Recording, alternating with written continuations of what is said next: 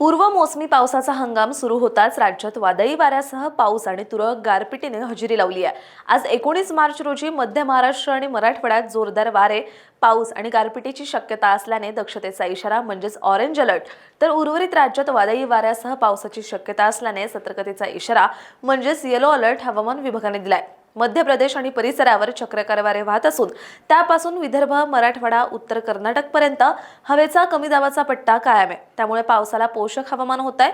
बुधवारी म्हणजेच काल 18 मार्च रोजी सकाळी 8:30 वाजेपर्यंतच्या 24 तासांमध्ये उत्तर प्रदेशातील बांदा येथे देशातील उच्चांकी 39.8 अंश सेल्सिअस तापमानाची नोंद झाली, तर पंजाबच्या फरीदकोट येथे निच्चांकी 12.5 अंश सेल्सिअस तापमानाची नोंद झाली। दरम्यान राज्यातील उष्णतेची लाट काहीशी कमी झाली असून बुधवारी म्हणजेच काल 18 मार्च रोजी ब्रह्मपुरी येथे राज्यातील उच्चांकी 39.8 अंश तापमान नोंदवले गेले। अमरावती, वर्धा, अकोला, सोलापूर आणि यवतमाळ येथे 39 अंशापेक्षा अधिक तापमानाची नोंद झाली। धुळे येथील कृषी महाविद्यालयात राज्यातील निच्चांकी 12 अंश सेल्सिअस तापमान नोंदवले गेले।